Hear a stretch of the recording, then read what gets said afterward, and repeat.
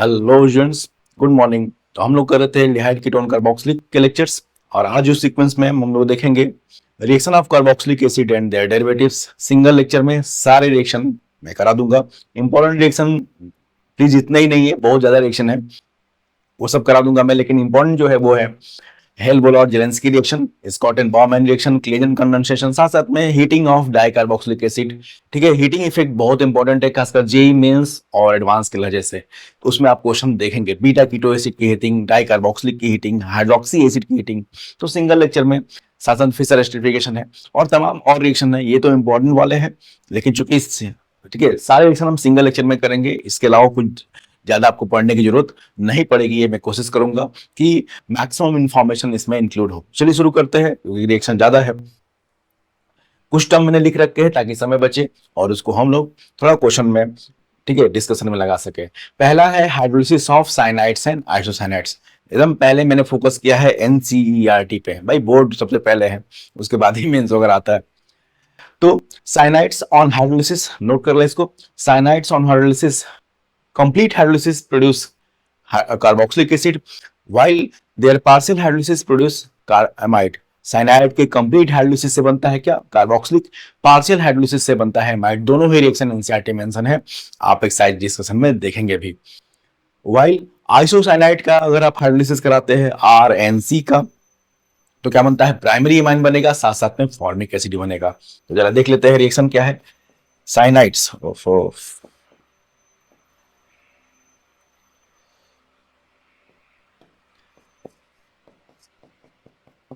Cyanides के complete hydrolysis से, cyanides का अगर हम कंप्लीट हाइड्रोलिसिस कराएं, साइनाइड्स का कंप्लीट हाइड्रोलिसिस करा दे तो क्या बनेगा? Carboxylic acid.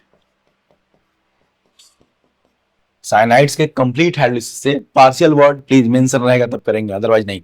साइनाइड से कंप्लीट हाइड्रोलिसिस से क्या बनता है? Carboxylic acid. जरा देख लेते हैं कैसे, शॉर्टकट इसका क्या है। तो देखो जरा, हम बनाएंगे RCN, ये हो गया हाइड्रोलिसिस, ठीक है, साइनाइड। अब इसका देखो हाइड्रोलिसिस कहां से होगा? यहां से बॉन्ड ब्रेक करो। जब भी सी बॉन्ड एन ब्रेक करोगे, जब साइनाइड बॉन्ड ब्रेक होगा तो एन पे क्या आएगा? जो जो सी और एन के बीच में बॉन्ड ब्रेक होगा तो एन पे क्या आएगा? चूंकि एन ज्यादा इलेक्ट्रोनेगेटिव है, एन पे आएगा माइनस चार्ज, ठीक है, और सी पे क्या आएगा? Plus charge. एन पे क्या आएगा? माइनस चार्ज, सी पे आएगा प्लस चार्ज। अब वाटर में होता है H प्लस और OH माइनस, तो H प्लस कहां जोड़ेंगे? एन के साथ, एन के साथ जोड़ेंगे H प्लस, सी के साथ जोड़ेंगे OH minus.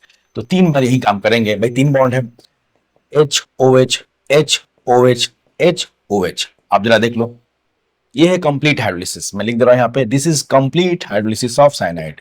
Partial word please mention रहेगा तभी, अगर कुछ वर्ड मेंशन नहीं है तो हम कंप्लीट ही मानेंगे। और साइनाइड के कंप्लीट हाइड्रोलिसिस से क्या बनता है? Carboxylic acid.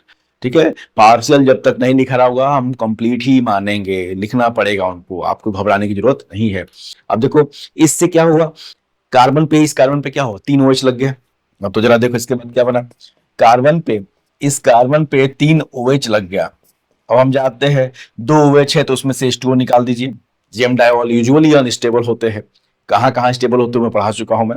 Usually they are unstable, plus ammonia बन जाएगा, प्लस अमोनिया, ठीक है। अब यहां से H2O निकालोगे जैसे ही, तो बन तो गया कार्बोक्सिलिक एसिड। यहां से H2O निकालोगे तो बन तो गया, देखो H2O निकलने के बाद क्या हो गया? Carboxylic acid.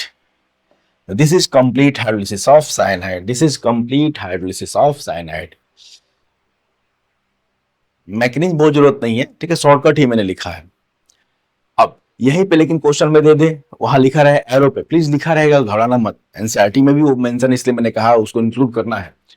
अगर इसका पार्शियल हाइड्रोलिसिस ही कर दे, क्योंकि जब मैकेनिज्म अगर करते तो बीच में एमाइड बनता है, वो मैंने हटा दिया, कोई जरूरत नहीं हमको, ठीक है। अगर लिखा हो, ये ध्यान देना, इसको नोट करते रहिए। अगर लिखा है पार्शियल हाइड्रोलिसिस, प्लीज ध्यान देना है, पार्शियल हाइड्रोलिसिस लिखा रहेगा, ठीक है। एज सच एनसीईआरटी एक्सरसाइज में ही क्वेश्चन मेंशन है इसका पार्शियल वाला। तो हम क्या बनाएंगे? एमाइड। जितने कार्बन का साइनाइड है उतने ही कार्बन का हम बना देंगे एमाइड, RCONH2। उतने ही कार्बन का क्या बना देंगे? एमाइड। पार्शियल हाइड्रोलिसिस अगर लिखा है तब, ठीक है। अगर कुछ नहीं लिखा है, हाइड्रोलिसिस लिखा है मतलब कंप्लीट, तो वो कार्बोक्सिलिक बनेगा। जितने कार्बन का साइनाइड है उतने ही कार्बन का कार्बोक्सिलिक भी बनेगा। जरा एग्जांपल देख लें ताकि गलती ना हो भाई। आर ग्रुप, आर कुछ भी हो सकता है, फिर एल्काइल भी हो सकता है, एराइल भी हो सकता है, उससे दिक्कत नहीं है। जैसे पूछे एथेन नाइट्राइल है ना, ये मेथाइल साइनाइड, जैसे क्या बोलेंगे एथेन नाइट्राइल का हाइड्रोलिसिस, बस लिखा है हाइड्रोलिसिस, चाहे HCO प्लस लिखा है, बस हाइड्रोलिसिस से मतलब कंप्लीट हाइड्रोलिसिस।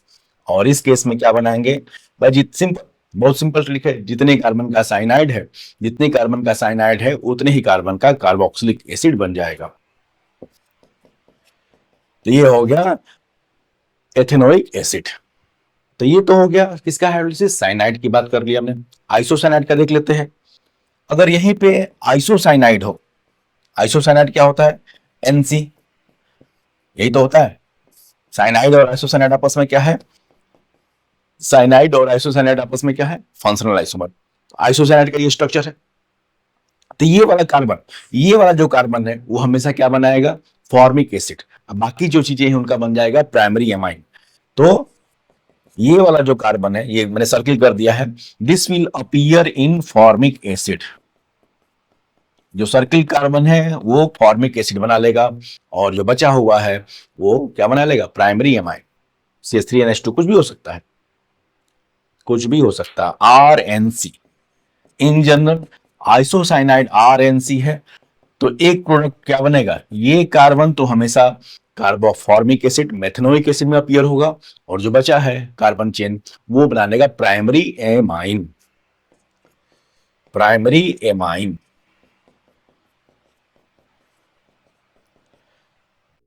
साइनाइड का हाइड्रोलिसिस तो बहुत इंपॉर्टेंट है, कन्वर्जन रिएक्शन में साइनाइड का हाइड्रोलिसिस आपको बहुत काम आएगा।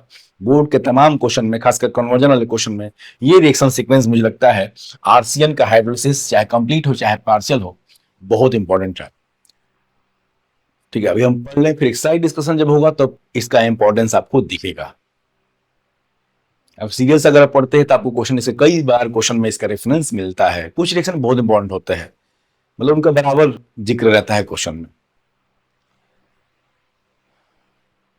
चलिए, तो ये हो गया साइनाइड और आइसोसाइनाइड का हाइड्रोलिसिस। नेक्स्ट रिएक्शन है डिहाइड्रेशन ऑफ एमाइड, मतलब एमाइड से H2O का निकलना। तो when amides are dehydrated with this reagent POCl3 pyridine लिखा हो, SOCl2 P2O5 Ac2O। Ac2O का मतलब क्या है, एसिटिक एनहाइड्राइड। प्लीज इस ग्रुप को याद रखिए शॉर्टकट में, इस ग्रुप को भाई एसिटल ग्रुप बोलते हैं, इस ग्रुप को क्या बोलते हैं, एसिटल ग्रुप बोलते हैं। तो एसिटिक एनहाइड्राइड क्या होगा, एसिटिक एनहाइड्राइड यही तो होगा। दिस इज एसिटिक एनहाइड्राइड, मतलब एथेनोइक एनहाइड्राइड। इसको क्या हम Ac2O नहीं लिख सकते, बिल्कुल। Ac2O क्या है, एथेनोइक चाहे एसिटिक एनहाइड्राइड। हमेशा क्वेश्चन में जब भी एथेनोइक एनहाइड्राइड का यूज करना होता है तो शॉर्टकट में उसको Ac2O ही लिखा जाता है, इवन एग्जाम में, मेंस एडवांस जो भी है। अब जरा देखो, amides on dehydration with POCl3 SOCl2 P2O5 dehydrating agent है, चाहे Ac2O, प्रोड्यूस साइनाइड एंड आइसोसाइनाइड्स। जरा देख लेते हैं, RCONH2। प्लीज फिर से, R ग्रुप कुछ भी हो सकता है, एल्काइल ग्रुप भी, एराइल ग्रुप भी। इनमें से हम कुछ भी रिएजेंट ले लें, P2O5 लीजिए, SOCl2 लिखा हो, ठीक है, ऑब्लिक Ac2O लिखा है, सब डिहाइड्रेटिंग एजेंट है, एसिटिक एनहाइड्राइड है, चाहे POCl3 pyridine लिखा हो, ठीक है। ये सारे केसेस में क्या होगा, H2O निकाल देना है बस। देखो मैं सर्किल कर दे रहा हूं, H2O निकाल देना है, और दिख रहा है क्या बन जाएगा, H2O निकालेंगे तो बन तो गया, क्या बनेगा, एल्काइल चाहे aryl cyanide. R group aromatic भी हो सकता है, एलिफैटिक भी हो सकता है, एल्काइल ऑब्लिक एराइल साइनाइड्स। इसी तरह से अगर हमारा एमाइड ऐसा कुछ हो, HCO NHR, इस टाइप का एमाइड हो, ठीक है, फॉर्मामाइड, एनएल्काइल फॉर्मामाइड। फिर से इसका रिएक्शन कराएं तो देखो इस बार भी H2O निकल जाएगा, H2O, H2O निकल जाएगा इसमें से, ये भी एमाइड ही है भाई, स्पेशल नहीं। इस केस में क्या बनेगा, इसमें से अगर हम यही रिएजेंट लेते हैं, ओहो यही सब रिएजेंट, ठीक है, स्पेशल नहीं, यही रिएजेंट डिहाइड्रेटिंग एजेंट है, तो यहां से H2O निकल जाएगा, और क्या बनेगा, इस बार देखो क्या बनेगा, RNC। ओरिएंटेशन जरा देख लीजिए इस बार क्या बनेगा, आइसोसाइनाइड। ऊपर क्या बना है, साइनाइड, और ये क्या है, आइसोसाइनाइड। फिर से याद करिए, साइनाइड और आइसोसाइनाइड आपस में क्या होते हैं? Functional isomer, functional isomer. Dehydration of amides में या तो साइनाइड बनेगा या तो आइसोसाइनाइड भी बन सकता है। ये रिएजेंट है डिहाइड्रेटिंग एजेंट, H2O रिमूव करने के बाद। चलिए नेक्स्ट रिएक्शन क्या है? Reaction of carboxylic acid with PCl5। ये तो अल्कोहल का रिएक्शन है, अल्कोहल में जो हमने पढ़ा था वही होगा, RCOOH। अब इसका रिएक्शन आप PCl3 PCl5, ठीक है, चाहे SOCl2 से करा दीजिए तो क्या होता है? OH हटके Cl लग जाता है। अल्कोहल में अल्कोहल का रिएक्शन हमने पढ़ा था जिसमें सबसे अच्छा मेथड कौन सा था? SOCl2 वाला। ये वही रिएक्शन है, अल्कोहल में कराएंगे, ROH से क्या बनेगा? RCl alkyl halide. लेकिन ये कार्बोक्सिलिक एसिड है, इसमें क्या बनेगा? Acid halide. इसमें क्या बनेगा? OH हटा के, सिंपल, कुछ स्पेशल नहीं है भाई, OH हटा के Cl लगा देना है, OH हटा के Cl लगा देना है, इनमें से कुछ भी हो। चलिए इसका एक एग्जांपल जरूर देखेंगे। बेंजोइक एसिड है, उसका हम पहले कराते हैं PCl5 से, इनमें से कुछ भी ले लें, A बनता है, फिर उसका H2PDBSO4। एनसीईआरटी का क्वेश्चन है ये, तो साथ साथ में थोड़ा बहुत डिस्कशन हो जाए यहाँ पे, इसका एप्लीकेशन पार्ट। तो पहले क्या बनेगा भाई?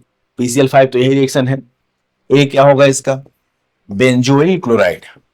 भाई बेंजोइक एसिड है तो क्या बनेगा? OH हटा के Cl लगा दो, बेंजोइक एसिड से COCl। अब अगला रिएक्शन कौन सा है? याद करिए, प्रिपरेशन में पढ़ा हमने, H2PDBSO4। कौन सा है? रोसेनमंड रिडक्शन। ये रिएक्शन याद करिए, प्रिपरेशन में पढ़ रखा है, ठीक है। ये कौन सा रिएक्शन है? इसलिए एक्साइड डिस्कशन जब मैं करूंगा तो जरूर देखिएगा, वो लेक्चर इंपॉर्टेंट होगा, क्योंकि कंपाइलेशन पढ़ा तो आपने अलग अलग लेक्चर में पढ़ लिया, अब उसके बाद क्वेश्चन के थ्रू हम उसको कंपाइल करते हैं। नॉलेज बहुत बिखरा हुआ है, बहुत ज्यादा है इंफॉर्मेशन, और इंपॉर्टेंट भी है इंफॉर्मेशन। तो कैसे हम कलेक्ट करेंगे, रिकलेक्ट करेंगे? वो है क्वेश्चन, जितना क्वेश्चन लगा सके, ठीक है, तभी क्वेश्चन के फॉर्म में जब आएगा वो सब इंफॉर्मेशन तो याद होगा। केवल लिखने से या इंडिविजुअल पढ़ने से कोई फायदा नहीं है, जब तक आप उसको क्वेश्चन के थ्रू कंपाइल ना करें चीजों को। तो वो डिस्कशन भी कराऊंगा। ये कौन सा है? तो रोसेनमंड रिडक्शन। क्या बनता है इसमें? तो बी क्या होगा? Benzaldehyde, benzaldehyde, benzyl डिहाइड।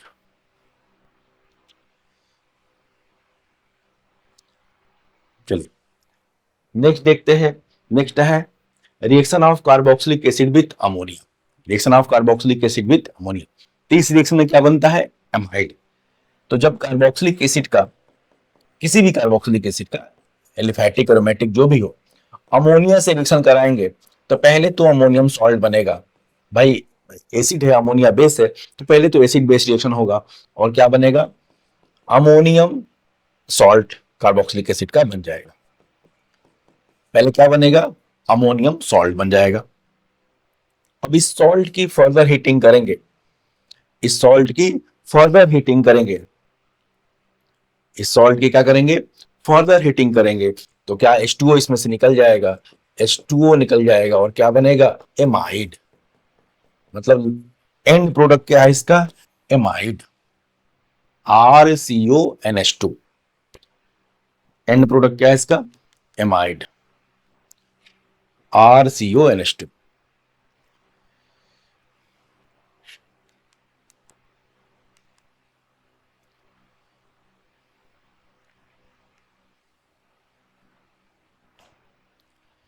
RCONH2। इस रिएक्शन का एक इंपॉर्टेंट एप्लीकेशन है थैलिक एसिड का, थैलिक एसिड का अमोनिया से रिएक्शन, क्योंकि इसमें जो प्रोडक्ट बनता है वो हमारे अमाइन में सिंथेसिस में बहुत काम आएगा, ठीक है। जब हम अमाइन पढ़ रहे होंगे, गैब्रियल थैलीमाइड सिंथेसिस पढ़ेंगे, तो हमारा ये टर्म है उसमें रिएक्टेंट एक थैलीमाइड। तो थैलीमाइड इसी रिएक्शन से बनाते हैं, जरा देख लेते हैं थैलीमाइड का, ठीक है, रिएक्शन यही है। इसका नाम है benzene 1,2 dicarboxylic acid, benzene 1,2 dicarboxylic acid, और नाम है उसका क्या? Phthalic acid. सब नाम बहुत जरूरी है, वैसे शुरुआत में भी मैंने लिखवाया था नॉमेनक्लेचर में, दिस इज थैलिक एसिड। तो थैलिक एसिड का बिल्कुल यही रिएक्शन, थैलिक एसिड का 2 मोल अमोनिया से, मतलब एक्सेस अमोनिया से रिएक्शन कराएंगे तो पहले क्या बनेगा? ये दोनों जगह सॉल्ट बन जाएगा, दोनों जगह कार्बोक्सिलिक एसिड है, इस टाइप से सॉल्ट बन जाएगा, इस टाइप से, ठीक है, अमोनियम सॉल्ट बन जाएगा, ये यहां और ये यहां पे अमोनियम सॉल्ट NH4, ठीक है। फिर इसको हीटिंग करेंगे तो 2 मोल वाटर के, भाई ऊपर से भी H2O निकल जाएगा, यहां से भी H2O निकल जाएगा, और क्या बनेगा, दोनों जगह एमाइड बन जाएगा, उसको क्या बोलते हैं, थैलामाइड। थैलामाइड, दोनों जगह एमाइड बन जाएगा। ये है CONH2 और ये CONH2, जानबूझ के वैसे लिखा गया है, कुछ आगे दिखाना है आपको। तो this is phthalimide, this is phthalimide.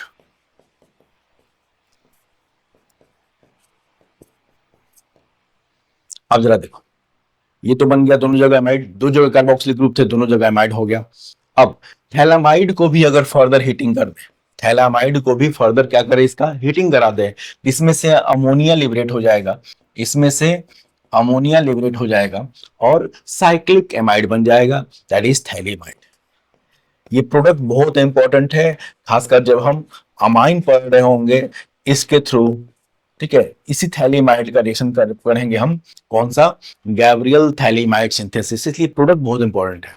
वो इसी का एग्जांपल था, इसी के आगे रिएक्शन से हम प्राइमरी एमाइन बनाते हैं, दिस इज थैलीमाइड। तो नोट कर ले, थैलीमाइड प्रोडक्ट बहुत इंपॉर्टेंट है।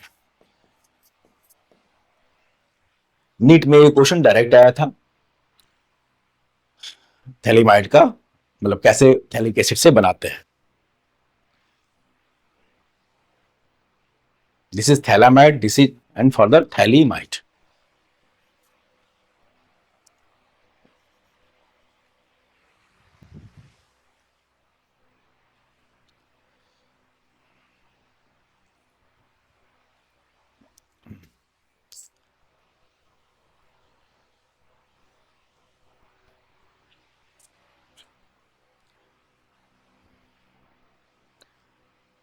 तो ये हो गया अमोनिया से रिएक्शन।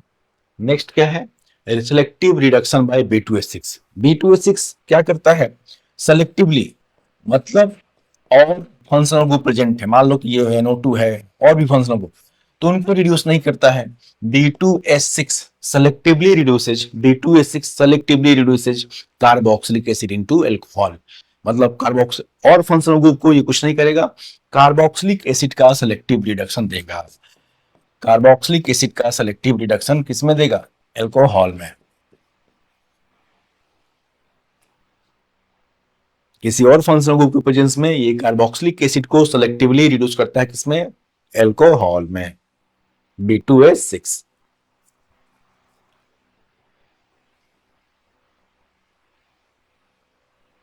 चलिए नेक्स्ट रिएक्शन है फिशर एस्टरिफिकेशन। इससे पहले कुछ, हाँ ठीक, वेन, आई गेस मैंने अल्कोहल में भी कराया था, लेकिन चलो फिर से। When carboxylic acid react with alcohol, 10th में भी रिएक्शन है ये, क्लास 10th का रिएक्शन है ये। When carboxylic acid react with alcohol in presence of conc H2SO4 और dry acyl gas catalyst, they produce asters. और एस्टर्स क्या होता है, उनका स्वीट स्मेल होता है, ठीक है। एस्टर्स है स्वीट स्मेल, प्लीजेंट स्मेल होता है इनका, स्वीट स्मेल। जरा देख लेते हैं रिएक्शन। जब कार्बोक्सिलिक एसिड का, इसका शॉर्टकट भी देख लेना जरा, रिएक्शन कराएंगे अल्कोहल से, कोई भी अल्कोहल हो, ठीक है, मान लो ये ले लिया हमने, in presence of, reversible reaction है, कॉन्क H2SO4 चाहे dry HCl gas catalyst, concentrate H2SO4 चाहे ड्राई एसियल गैस कैटलिस्ट। जरा देखना मेन बात, तो इसमें कार्बोक्सिलिक का OH निकलेगा, अल्कोहल का H, याद रखिएगा, खासकर आइसोटोपिक इफेक्ट वाले क्वेश्चन में बड़ा काम आएगा। कार्बोक्सिलिक का OH निकालना है, अल्कोहल का H निकालना है, तो अल्टीमेटली H2O निकल जाएगा और ये बन जाएगा क्या, ester, RCOOC2H5 plus H2O plus H2O। मतलब मान लो कब काम आएगा, जरा देखो, मान लो इसका नाम लिख दिया O, ये वाला जो O है वो O18 है, ऑक्सीजन का आइसोटोप 18 वाला। तो पूछ सकता है कि O18 जो है कहाँ अपीयर होगा, जो ये O18 है वो कहाँ अपीयर होगा, एस्टर में कि वाटर में, दिख रहा है। तो हमारे पास ये शॉर्टकट पता है हमको, ठीक है। तो ऑब्वियस है कि O18 हमारा एस्टर में अपीयर होगा, वहां पे ये काम आएगा। ये कार्बोक्सिलिक का OH निकालना है, अल्कोहल का H निकालना है। अब मेन बात इसके बारे में, rate of esterification, rate of esterification decreases when there is, चाहे कार्बोक्सिलिक में चाहे अल्कोहल में, चाहे कार्बोक्सिलिक में चाहे अल्कोहल में स्टेरिक हिंड्रेंस ज्यादा हो, जो R ग्रुप हो, दोनों में एल्काइल ग्रुप अगर बल्की होंगे तो रेट ऑफ एस्टरिफिकेशन क्या होगा, घट जाएगा। चाहे अल्कोहल हो चाहे कार्बोक्सिलिक हो, दोनों में जब एल्काइल ग्रुप क्या होंगे, एल्काइल जो भी ग्रुप हो बल्की होंगे, तो रेट क्या होगा, उतना ही घटता जाएगा। तो rate of esterification decreases when there is steric hindrance either in carboxylic or in alcohol, either in carboxylic or in alcohol, दोनों में, ठीक है। क्राउडिंग ज्यादा होगी तो रेट घट जाएगा। एग्जाम्पल के लिए जरा देख लेते हैं, रेट ऑफ एस्टरिफिकेशन, मान लो पूछ दिया क्वेश्चन में 3-4 कार्बोक्सिलिक एसिड चाहे 3-4 अलग अलग अल्कोहल दे दे, पूछ दे कि रेट का डिक्रीजिंग चाहे इंक्रीजिंग, जो भी ऑर्डर क्या होगा, रेट का डिक्रीजिंग चाहे इंक्रीजिंग ऑर्डर क्या होगा। तो सबसे अगर फॉर्मिक एसिड की बात करें, सबसे कौन सा होगा, फॉर्मिक एसिड। उसके बाद सबसे ज्यादा रिएक्टिव, फिर होगा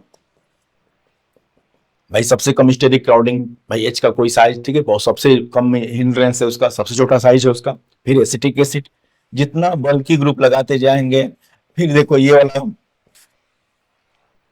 जितना आर ग्रुप बल्कि होता जाएगा उतना ही रेट क्या हो जाएगा, घटता जाएगा। सिमिलर एल्कोहल में भी, सिमिलर एल्कोहल में भी, एल्कोहल में क्या होगा, अगर एल्कोहल भी ले लें इसी तरह से, तो सबसे ज्यादा रेट किसमें होगा, सबसे किसमें, जो सबसे छोटा अल्कोहल कौन सा है, मेथनॉल, उसमें रेट सबसे ज्यादा होगा। CH3OH, फिर C2H5OH में रेट थोड़ा कम हो जाएगा, जितना R ग्रुप बल्कि हो जाएगा, फिर टॉल ब्यूटाइल अल्कोहल में रेट और कम होता जाएगा। क्राउडिंग बढ़ेगी तो रेट घटेगा, क्राउडिंग बढ़ेगी तो रेट क्या होगा, घटेगा।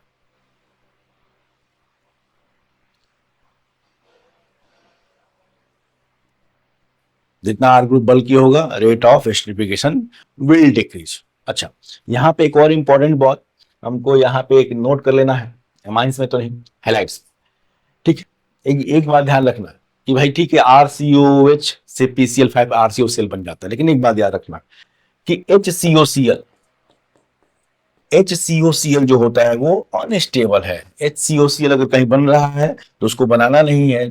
HCOCl फॉर्मिल क्लोराइड क्या होता है, अनस्टेबल, ये तुरंत डिकम्पोज होकर बनाता है CO+HCl। तो मतलब इस मेथड में हम फॉर्मिल क्लोराइड नहीं बना सकते, याद रखिएगा, इस मेथड में हम फॉर्मिल क्लोराइड नहीं बना सकते, मेथनॉल क्लोराइड नहीं बना सकते। वो क्या है, unstable, decomposes to give carbon monoxide, gas release हो जाएगी और HCl बन जाएगा। तो इस बात को भी वहां अपडेट कर लीजिएगा। HCOCl क्या है, अनस्टेबल।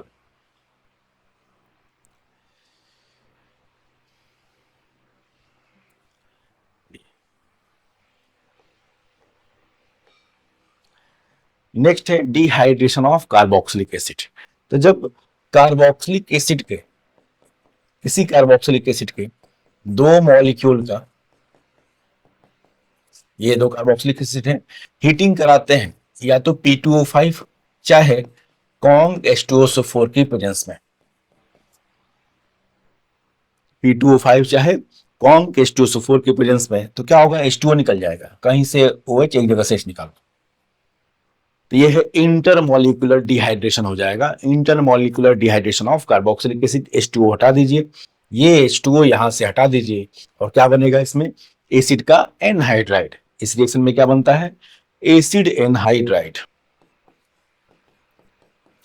इस रिएक्शन में क्या बनता है, एसिड एनहाइड, देखो H2O निकाल लो पता चल जाएगा।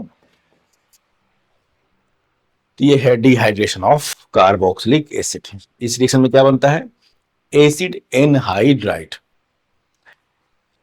इवन Ac2O एक्ट्स एज, वो हमने लिखा भी, Ac2O मतलब acetic anhydride. Even Ac2O ethanoic anhydride acts as dehydrating agent. Dehydrating agent, जरा इसका भी एग्जांपल देख लीजिए। एथेनोइक एनहाइड्राइड भी खुद डिहाइड्रेटिंग एजेंट की तरह काम करता है। जैसे ये है थैलिक एसिड, इसका हीटिंग करा दें Ac2O के प्रेजेंस में, एसिटिक एनहाइड्राइड के प्रेजेंस में, तो वाटर इसमें से एलिमिनेट हो जाएगा।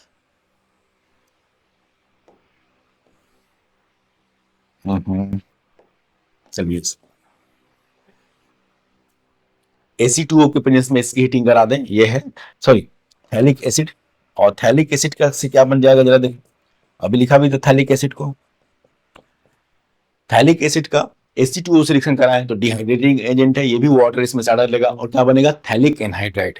थैलिक एनहाइड्राइड आपको याद होगा कि हमने थैलिन डाइटेस्ट ऑफ फिनॉल में पढ़ा था।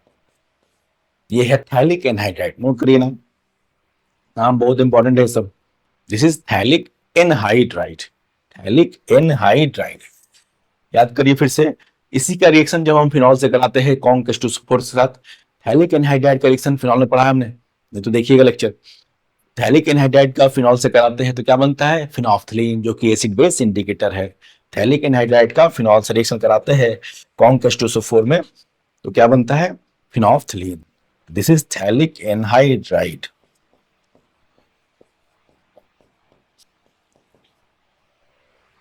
Phthalic anhydride.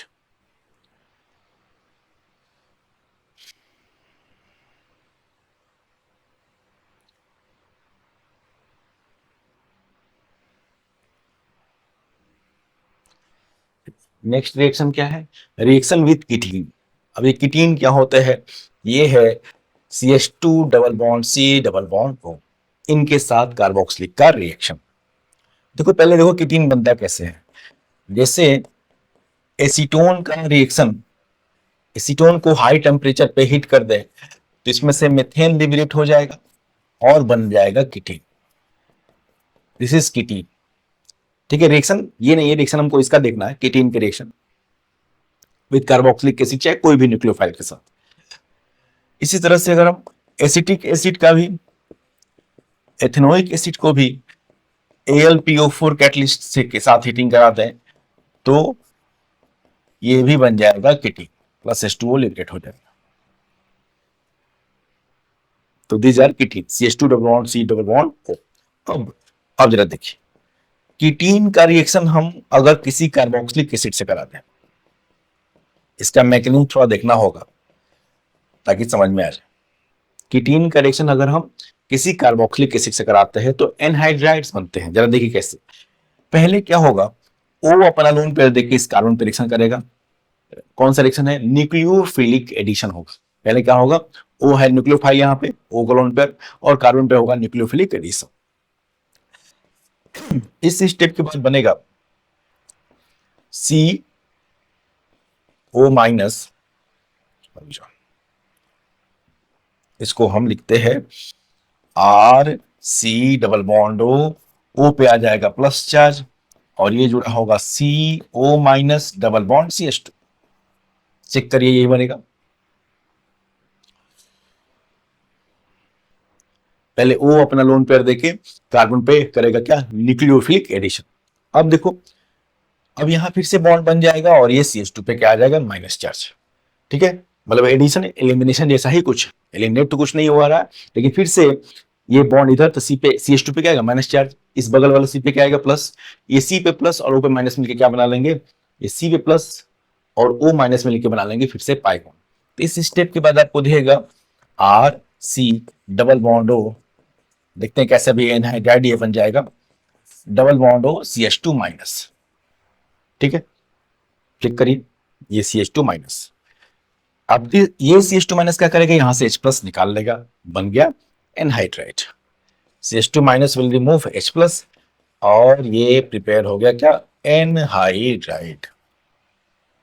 मतलब कीटीन जो होते हैं वो कार्बोक्सिलिक एसिड से रिएक्शन करके, ठीक है, क्या बनाते हैं, एनहाइड्राइड। केवल कार्बोक्सिलिक से नहीं, उनके और न्यूक्लियोफाइल से भी रिएक्शन होते हैं, लेकिन एकदम पैटर्न वही है, चाहे अल्कोहल से करा दीजिए चाहे वाटर से करा दीजिए, ठीक है। लेकिन हमेशा एनहाइड्राइड, एनहाइड्राइड कब बनेगा, जब उसका रिएक्शन कार्बोक्सिलिक से कराएंगे। अल्कोहल से कराएंगे तो एस्टर बनेगा, लेकिन पैटर्न यही रहेगा, पैटर्न यही रहेगा, न्यूक्लियोफाइल अलग अलग हो सकते हैं। हमारा न्यूक्लियोफाइल केवल क्या था इसमें, कार्बोक्सिलिक एसिड। अल्कोहल लेंगे तो एस्टर बन जाएगा, उसमें खुद करके देखिए, अल्कोहल से रिएक्शन कराएंगे तो कीटीन पे, वाटर का हाइड्रोलिसिस कराएंगे तो खुद कार्बोक्सिलिक बन जाएगा। लेकिन पैटर्न मैंने बता दिया, इसलिए मैकेनिज्म इसका। नेक्स्ट है इंपॉर्टेंट, एग्जाम के नजरिए से बहुत इंपॉर्टेंट है, इसका एप्लीकेशन पार्ट भी करेंगे। Hell Volhard Zelinsky reaction, HBZ reaction, when carboxylic acid having alpha hydrogen is reacted with bromine oblique chlorine in presence of red phosphorus, then they produce alpha halocarboxylic acid।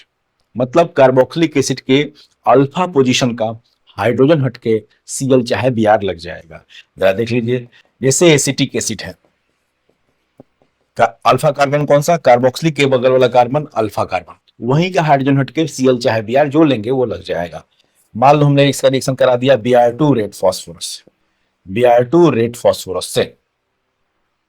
ध्यान दीजिएगा exam में ये, ठीक है, board exam में लिखने को भी आएगा, कई बार पहले आ चुका है, हेल HBZ रिएक्शन, उतना बड़ा नाम लिखते हैं, HBZ ही पूछते हैं। तो क्या करना है, एक अल्फा हाइड्रोजन हटा के, यहां से अल्फा तीन तीन है, एटलीस्ट एक तो चाहिए, अल्फा हाइड्रोजन हटा के Br रहेगा तो Br, Cl रहेगा तो Cl लिख देना है।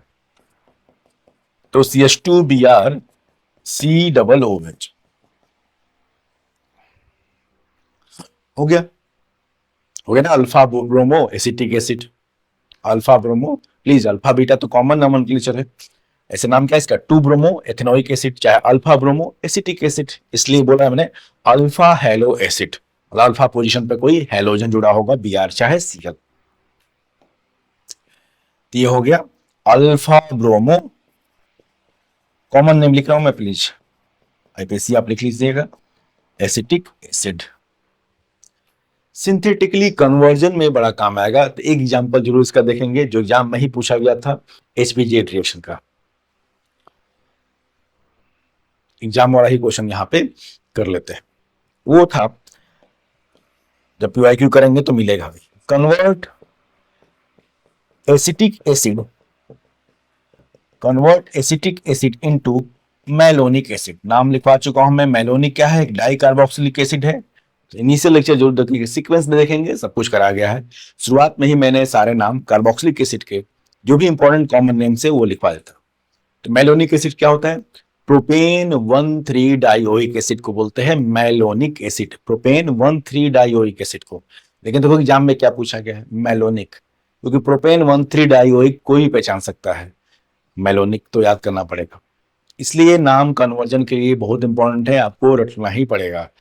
तो देखो जरा, convert acetic acid into malonic acid, इस रिएक्शन का ये एप्लीकेशन पार्ट है।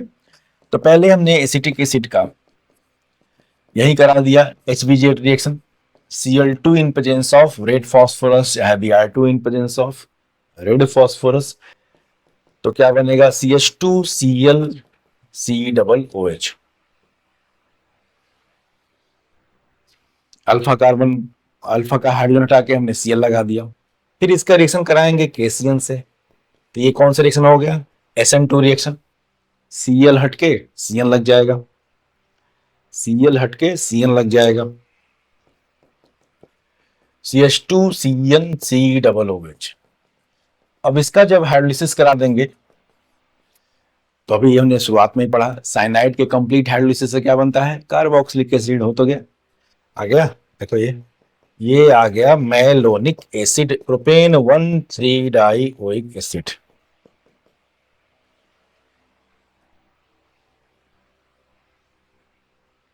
This is malonic acid, note कर लें। तो कन्वर्जन में काम आएगा ये रिएक्शन,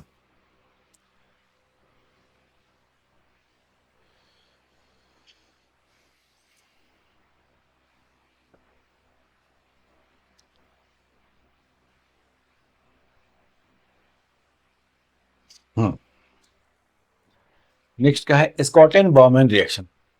नीट में आप ऐसा नाम रिएक्शन दे दिया था, उसका नाम पूछा गया था, इस रिएक्शन को क्या बोलते हैं। तो when OH and NH2 groups, अब OH ग्रुप लिखने का मतलब है एलिफैटिक अल्कोहल भी हो सकता है, फिनॉल या उसके डेरिवेटिव भी हो सकते हैं। एलिफैटिक अल्कोहल चाहे एरोमेटिक अल्कोहल, एलिफैटिक एमाइन भी हो सकता है, एरोमेटिक एमाइन भी हो सकता है, सबका रिएक्शन है ये। तो when OH and NH2 groups are reacted with acid halide or anhydride in presence of base, they produce OH लेंगे तो एस्टर बनेगा, ठीक है, NH2 लेंगे तो एमाइड बनेगा। जरा देखिए एग्जांपल,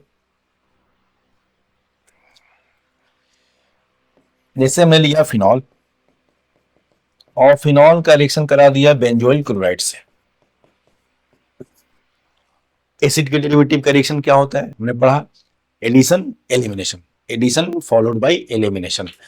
तो अब इसका रिएक्शन डाइल्यूट NaOH के, ठीक है, बेस के प्रेजेंस में ले लिया, तो क्या होगा, इसमें से HCl निकाल दो, इसका H और इसका Cl निकाल दीजिए। HCl निकल गया, जो बचा उसको जोड़ दीजिए, क्या बनेगा, बन गया एस्टर। भाई फिनॉल भी ले सकते हैं, कोई और एल्कोहल भी, एल्फैटिक एल्कोहल भी ले सकते हैं, मैं तो बस एग्जांपल लिख रहा हूं। क्या बना, phenyl benzoate, this is phenyl benzoate. Trick समझ लो, HCl निकाल देना है इसका, NaOH क्या करेगा, अब जो NaOH है वो HCl से रिएक्शन करके क्या बनेगा, NaCl plus water, NaCl plus water. तो ये क्या बन गया, फिनाइल बेंजोएट।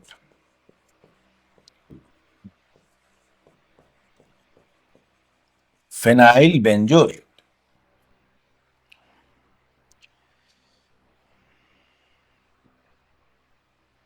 अगर रिएक्शन का यहां तो शॉर्टकट लिखा गया, कैटेगरी क्या है, तो एडिशन एलिमिनेशन।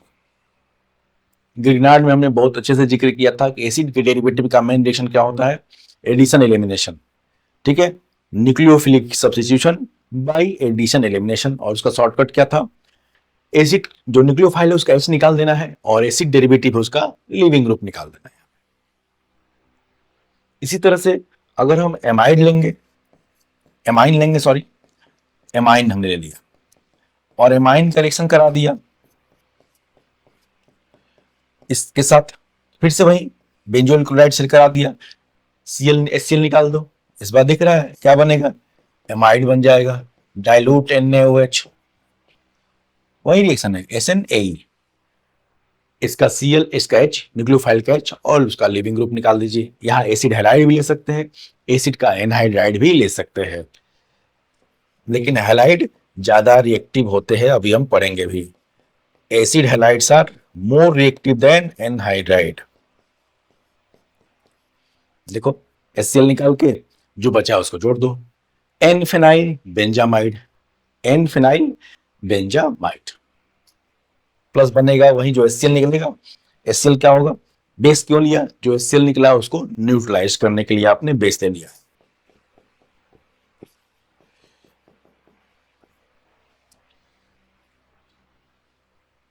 अल्कोहल लिया एस्टर, एमाइन लिया तो amide, N phenyl benzamide, N phenyl benzamide.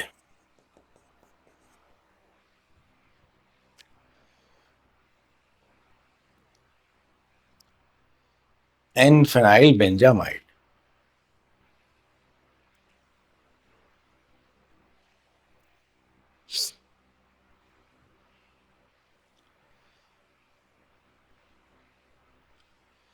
चलिए अब नेक्स्ट रिएक्शन क्या है, reaction of carboxylic acid with diazomethane. खैर ये रिएक्शन हमने अल्कोहल में पढ़ा, ये वही रिएक्शन है।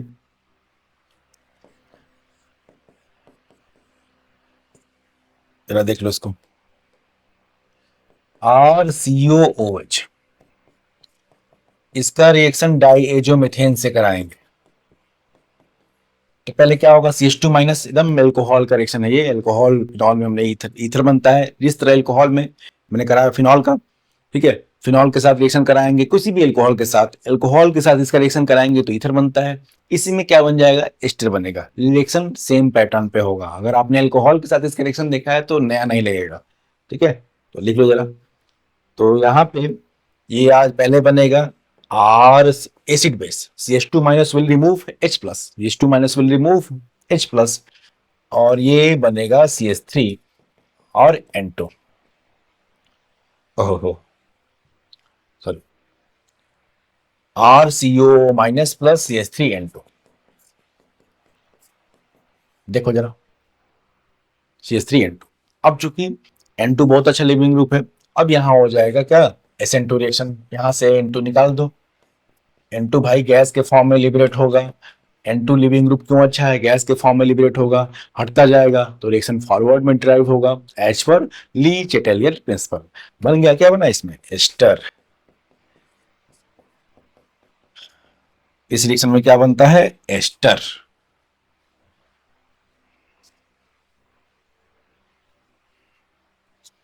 चलो एक और इसी पैटर्न पे, ये प्लीज ये जैसे PCl5 PCl3 और SOCl2 ये वाला रिएक्शन सब एल्कोहल के OH ग्रुप के रिएक्शन है।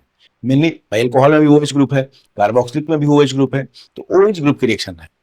इसी तरह हमने पढ़ा था एमाइंस में, पहले भी एल्कोहल भी और एमाइन नहीं पढ़ेंगे, एल्कोहल के प्रिपरेशन में पढ़ा था और साथ साथ में एमाइंस के लेक्चर में भी देखेंगे कि प्राइमरी एलिफैटिक एमाइन, याद रखिए प्राइमरी एलिफैटिक एमाइन का जब हम NaNO2HCl से रिएक्शन कराते हैं, पहले देख लो, कोई प्राइमरी एलिफैटिक एमाइन है, एरोमेटिक नहीं एलिफैटिक, इसका रिएक्शन आप NaNO2HCl से कराते हो तो क्या बनता है, एल्कोहल, NH2 की जगह OH लग जाता है। अब यही तुमसे कोई पूछ दे, लिखने की कोई जरूरत नहीं है कि हम एमाइड का रिएक्शन, खुद सोचिए जरा, अगर आप एमाइड का रिएक्शन NaNO2HCl से कराते हैं एट लो टेम्परेचर तो क्या बनेगा, एमाइन था तो एल्कोहल बन गया, एमाइड है तो क्या होगा, अरे भाई NH2 की जगह OH लग जाएगा और क्या बनेगा, NH2 की जगह क्या लग जाएगा, OH, क्या बनेगा, कार्बोक्सिलिक एसिड। उसमें भी तो NH2 की जगह भाई एमाइन लिया तो एल्कोहल बन गया, एमाइड लेंगे तो कार्बोक्सिलिक एसिड बन जाएगा।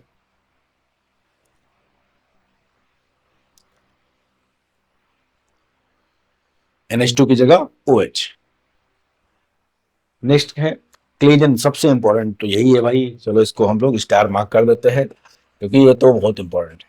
Claisen condensation, asters having at least 2 alpha hydrogen undergoes, एकदम एल्डोल जैसा है, अगर आपने एल्डोल ढंग से देखा है तो लगेगा कि सर वही बता रहे हैं, थोड़ा सा अंतर होगा क्योंकि एल्डोल भाई एल्डिहाइड कीटोन का रिएक्शन है, अब ये एस्टर का रिएक्शन है तो थोड़ा सा अंतर है लेकिन पैटर्न वही है। Esters having at least 2 alpha hydrogen undergo condensation in presence of base to produce beta keto ester। तो पहले रिएक्शन देख लो, रिएक्शन भी देखेंगे, शॉर्टकट भी देखेंगे, इंटरमोलिकुलर इंट्रामोलिकुलर दोनों एग्जांपल देखेंगे क्योंकि जेई मेंस में आपको ज्यादातर, जेई मेंस एडवांस में जो रिएक्शन आप इंटर देख रहे हैं उसको इंट्रामोलिकुलर ही ज्यादा पूछ लेता है, तो दोनों देखेंगे एग्जांपल, शॉर्टकट जरूरी है इसका। जैसे ये है, इसका रिएक्शन लिखा हो C2H5O माइनस, ठीक है, followed by hydrolysis, base followed by hydrolysis. तो पहले प्रोडक्ट देख लो, प्रोडक्ट क्या होता है इसका, बीटा कीटो एस्टर, इंपॉर्टेंट है, प्रोडक्ट क्या होता है इस रिएक्शन का, बीटा कीटो एस्टर, मतलब ऐसा एस्टर जिसके बीटा पोजीशन पे कीटो ग्रुप लगा हो। देखिए product CH3 C double bond O CH2 C double bond O C2H5। देखो जरा, ये पूरा एस्टर ग्रुप है, ये पूरा एस्टर ग्रुप है, ये इसके रिस्पेक्ट में एस्टर के बगल वाला कार्बन अल्फा कार्बन, उसके बगल में बीटा कार्बन, तो इसका प्रोडक्ट क्या है, beta keto ester, beta keto ester. अब देखते हैं पहले शॉर्टकट, दो मॉलिक्यूल लगे हैं क्योंकि भाई जिसको बिल्कुल दो मॉलिक्यूल लगे एग्जाम में, लेकिन मोल नहीं लिखे जाते, कोफिशिएंट तो लिखा नहीं जाता, आपको देख के पहचाना होगा। क्या पहचान है, एस्टर हैविंग अल्फा हाइड्रोजन, अरे इसमें तो तीन तीन है, ester having alpha hydrogen in presence of base, जैसे यहाँ पे एथॉक्साइड आयन बेस है। चलो हिंट देख लो, शॉर्टकट क्या है इसका, पहले इसका हिंट देख लीजिए, CH3 C double bond O, क्या करना है, दो मॉलिक्यूल लेना है, दो मॉलिक्यूल इसका लेना है, फिर अभी मैकेनिज्म भी देखेंगे लेकिन शॉर्टकट जरूरी है भाई।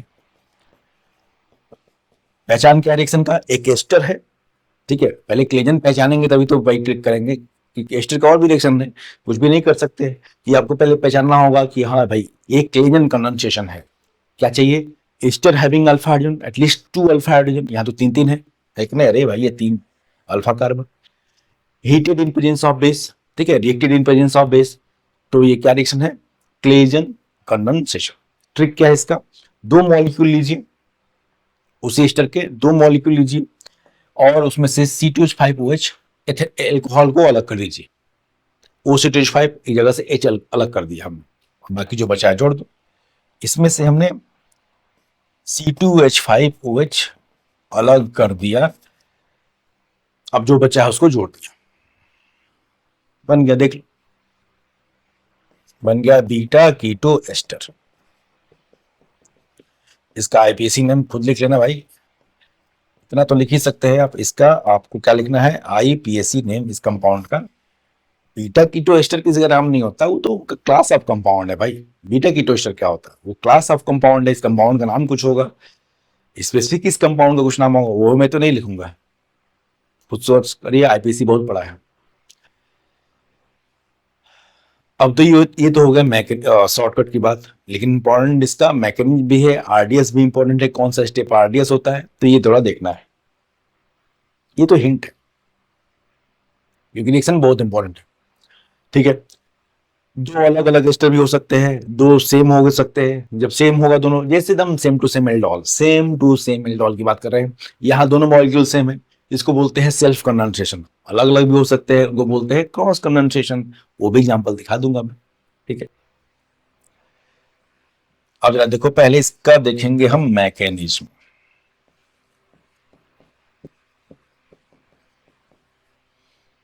एल्डोल जैसा फील होगा, अगर एल्डोल आपको आता है तो लगेगा कि सर वही पढ़ा रहे हैं, और ये जरूरी है, ये सब समझना जरूरी है, तभी हमको याद रहता है, नहीं तो हर रिएक्शन नया नया लगेगा। आप एनालॉजी नहीं ड्रॉ कर पाएंगे कि इससे मिलता जुलता है। अगर आप सोच ले कि एल्डोल जैसा ही कुछ तो लिखा है सर ने, तो आप बहुत जल्दी इसको आप, ठीक है, रिवाइज बहुत जल्दी हो जाएगा यार, अदरवाइज तो लगेगा करे भाई ये क्या। तो इससे पहले एल्डोल आप जरूर पढ़िएगा भाई। इसी रिएक्शन सीक्वेंस में हम लोग पढ़ चुके हैं एल्डिहाइड कीटोन में। तो पहले क्या होगा भाई, एक मॉलिक्यूल लिया हमने एस्टर का, ये है, ये हाइड्रोजन क्या है? एसिडिक नेचर का, तो बेस जो है, बेस इस हाइड्रोजन को निकाल लेगा। यही इस रिएक्शन का रे डिटरमाइनिंग स्टेप है, यही इस रिएक्शन का क्या है? आरडीएस। और ये क्या बनेगा? Carbon ion. अब ये बन गया है न्यूक्लियोफाइल, जो कि कार्बन आयन क्या है? रेजोनेंस स्टेबलाइज्ड है। आप चाहे तो इसके कैनोनिकल फॉर्म भी ड्रॉ कर सकते हैं। ये कार्बन आयन क्या बना है? Resonance stabilised. अब ये कार्बन आयन दूसरे मॉलिक्यूल पे क्या देगा? एस्टर का रिएक्शन क्या है? Nucleophilic addition. एस्टर हो चाहे एसिड हैलाइड हो, चाहे एनाइड्राइड हो, चाहे एमाइड हो, इनका रिएक्शन क्या होता है? एसएन ए, एडिशन एलिमिनेशन। ठीक है, तो जरा देखिए, अब ये जो न्यूक्लियोफाइल बना है वो दूसरे मॉलिक्यूल पे क्या देगा? पहले होगा एडिशन, फर्दर एलिमिनेशन। पहले क्या होगा? इस कार्बोनिल कार्बन पे क्या होगा? Nucleophilic addition. देखो जरा, पहले क्या होगा? Nucleophilic addition. सारे स्टेप ये रिवर्सिबल है। न्यूक्लियोफिलिक एडिशन, OC2H5 रहेगा यहाँ पे, और ये CH2CO OC2H5। चेक करिए, ये पहले स्टेप में क्या हुआ? ये पहले एक मॉलिक्यूल से H निकल के, अल्फा H निकल के बेस निकाला है, क्या बना? मतलब यहां से जरा देखो, यहां से C2H5OH अलग हो गया,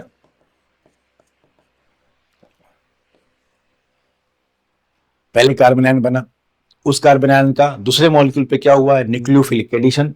उसके बाद क्या होगा? एलिमिनेशन। एलिमिनेशन में क्या होगा? O माइनस फिर से बॉन्ड बना लेगा, और ये लिविंग ग्रुप एथॉक्साइड आयन यहां से हट जाएगा। Addition followed by elimination. भाई एसिड के डेरिवेटिव्स का यही मेन रिएक्शन है, एडिशन फॉलोड बाय एलिमिनेशन।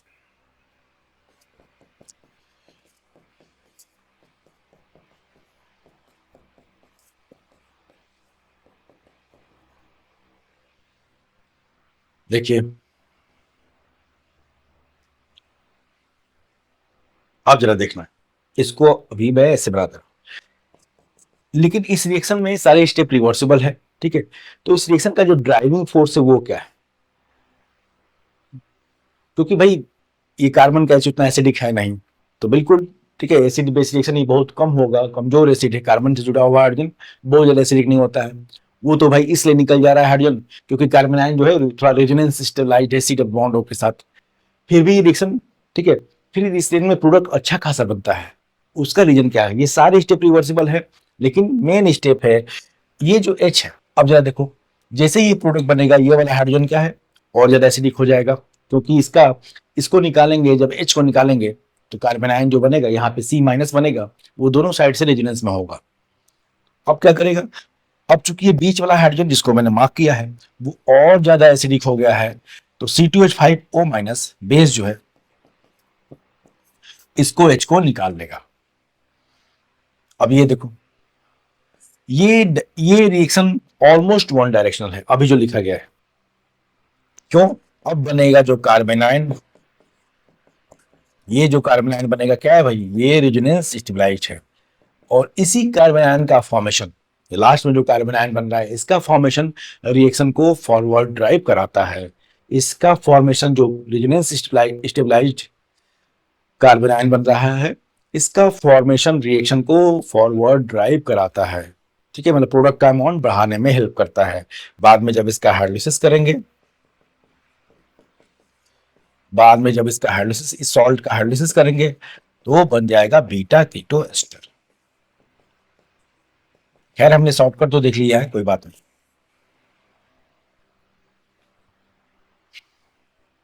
इस रेजोनेंस स्टेबलाइज्ड कार्बन, ठीक है, कार्बन आयन का फॉर्मेशन ही रिएक्शन को फॉरवर्ड ड्राइव कराता है।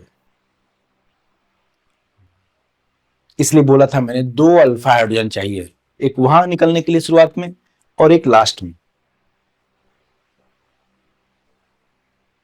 ये वाला स्टेप ऑलमोस्ट वन डायरेक्शनल है, क्योंकि बहुत ज्यादा एसिडिक है भाई, ये बहुत स्ट्रॉन्ग एसिड हो गया, ठीक है, उनसे तो कहीं ज्यादा है, क्योंकि ये जो H C माइनस है दोनों साइड से कॉन्जुगेशन में है उसका कार्बन आयन का, दोनों डबल बॉन्ड O से, C डबल बॉन्ड O से दोनों का, ठीक है, कार्बन आयन का दोनों साइड रेजोनेंस है, तो इसकी एसिडिटी तो बढ़ गई इस कार्बन की है बीच वाला। इनको क्या बोलते हैं हम? Active methylene group. इस टाइप के CH2 को क्या बोलते हैं? इनके पास एसिडिक हाइड्रोजन होता है, that is called active methylene groups.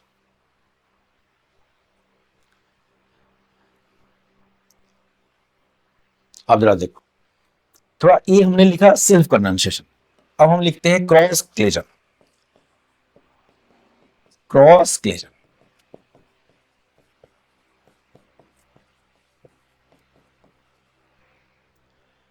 इसमें हमने ले लिया एक एस्टर है और एक है ketone. Cross Claisen condensation between ester and ketone. तो देखो इसमें क्या होगा, अगर एक कीटोन है हमारे पास, एस्टर से रिएक्शन कराना है, ठीक है, तो इसमें रिएक्शन सिमिलर पैटर्न पे होगा। पहले क्या निकलता था उसमें, एस्टर के एक मॉलिक्यूल से अल्फा हाइड्रोजन कार्बन आयन बना, उसने दूसरी जगह रिएक्शन किया। अब लेकिन एक बार इसमें क्या है, कीटोन है, तो अल्फा हाइड्रोजन कहां से निकालेंगे हम? कीटोन से, कीटोन से निकालेंगे। पहले देखो क्या होगा,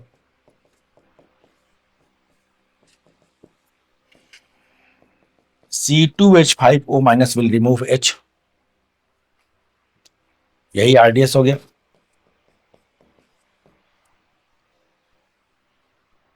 क्योंकि कीटोन का हाइड्रोजन जो है एस्टर से ज्यादा है, हमने कीटोन में पढ़ लिया है सब। क्यों यहां से निकाल रहा है? क्योंकि कीटोन का हाइड्रोजन जो अल्फा हाइड्रोजन है, अभी भी हम अल्फा हाइड्रोजन निकाल रहे हैं, तो अल्फा तो एस्टर के पास भी था, तो क्यों हम कीटोन का अल्फा हाइड्रोजन निकाल रहे हैं? ठीक है, मेजर प्रोडक्ट जो होगा वो डिसाइड कैसे होगा, अल्फा हाइड्रोजन किसका निकलेगा? कीटोन का, क्योंकि कीटोन का हाइड्रोजन जो है एस्टर के कंपेरिजन में ज्यादा एसिडिक होता है। कीटोनॉल में बात हो चुकी कैसे किया गया, तो CH2 माइनस कीटोन का निकालेंगे H, ये बन गया कार्बन आयन। अब इसी कार्बन आयन का उस पर क्या होगा, एस्टर पे रिएक्शन होगा, एडिशन फॉलोड बाय एलिमिनेशन।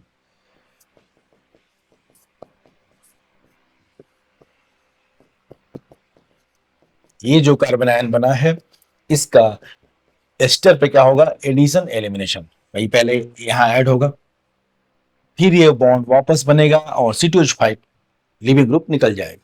मैंने दोनों स्टेप एक साथ दिखा दिए, दोनों ही स्टेप एक साथ।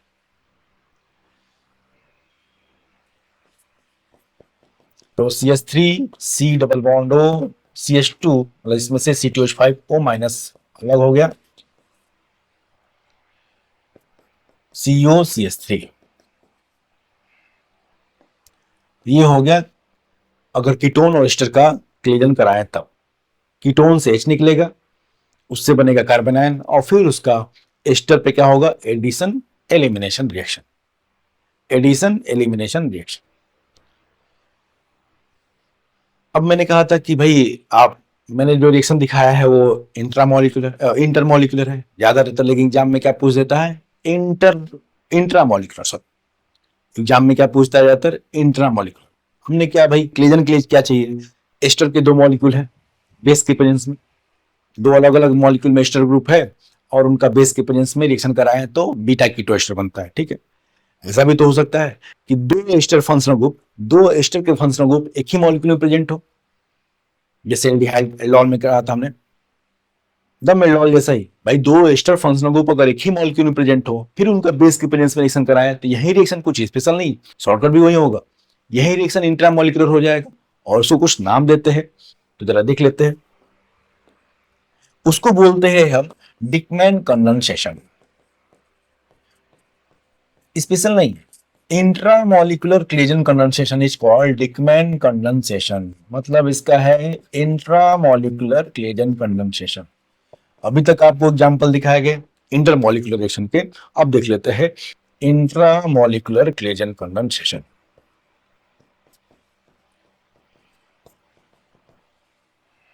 इंट्रामोलिकुलर क्लीजन कंडेंसेशन जरा देखो,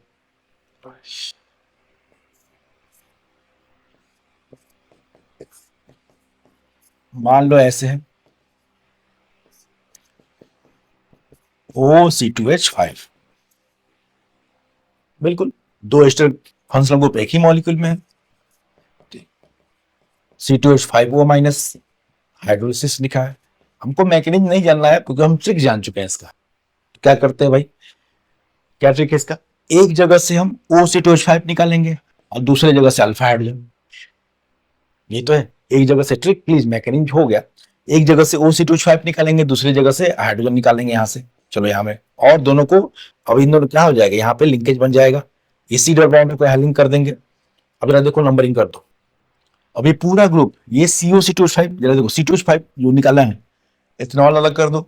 अब ये वाला कार्बन देखो कौन सा, रिंग कैसे बनेगा, नंबरिंग कर दो, 1 2 3 4 5, 5 मेंबर की रिंग बनेगी। अब 5 मेंबर की रिंग बनेगी, जरा देखो। और ये पूरा ग्रुप, ये पूरा एस्टर का ग्रुप बाहर हो जाएगा रिंग से, चेक करिए जरा। ये मैंने सर्किल किया है, ओ तुम उधर से भी निकाल सकते हो, उसका OC2H5, यहाँ से OC2H5 निकाल दीजिए, यहाँ से H निकाल दीजिए, उससे मतलब नहीं, प्रोडक्ट सेम बनेगा। यहाँ से OC2H5 निकाला, बगल से उसका अल्फा हाइड्रोजन निकाला, और यहाँ से कार्बन, देखो 5 मेंबर की रिंग दिख रही है, 1 2 3 4 5, तो इसका प्रोडक्ट क्या बनेगा, 5 मेंबर रिंग, 5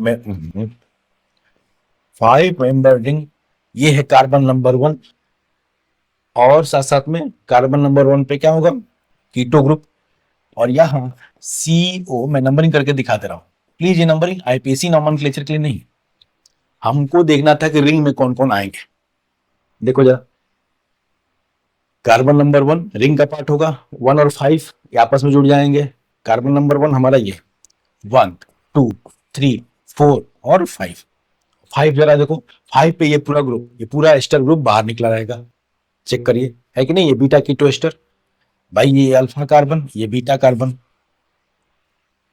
तो स्पेशल नहीं है। इंट्रामोलिकुलर अगर रिएक्शन हो जाए यही क्लीजन, तो उसको क्या बोलते हैं, डिकमैन कंडेंसेशन।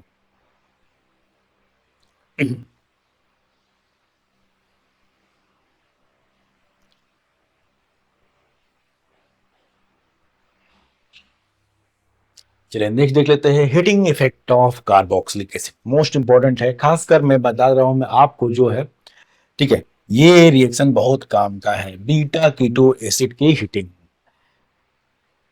अगर ऐसा कार्बोक्सिलिक एसिड हो, मोस्ट इंपॉर्टेंट, बराबर क्वेश्चन में ठीक है, मेंस एडवांस कुछ भी करिए।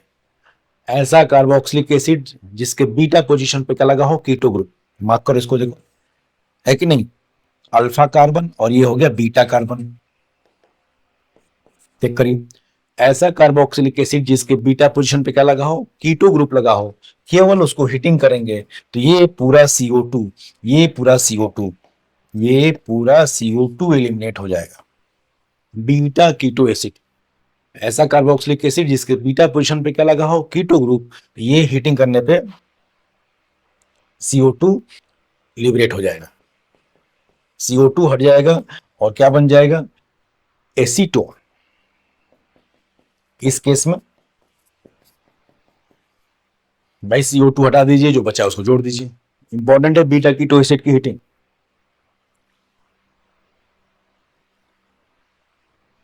साथ साथ में कुछ और भी, अल्फा पोजीशन पे CN लगा हो चाहे NO2 लगा हो, अगर कार्बोक्सिलिक के अल्फा पोजीशन पे क्या लगा हो, CN चाहे नाइट्रोजन ग्रुप लगा हो, अल्फा साइनो चाहे अल्फा नाइट्रो, इस केस में भी हीटिंग करेंगे, CO2 हटा दो, CO2 आप हटा दीजिए।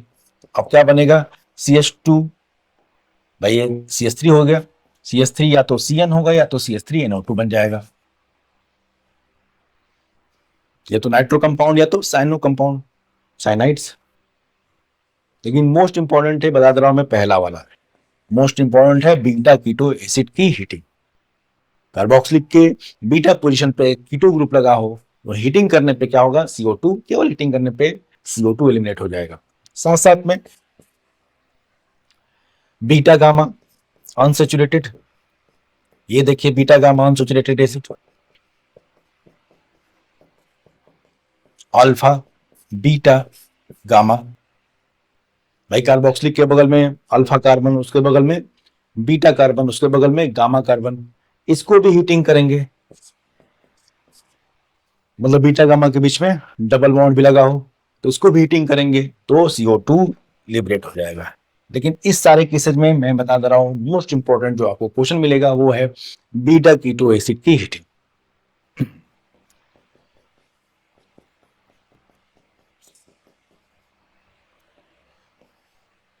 प्रोपीन,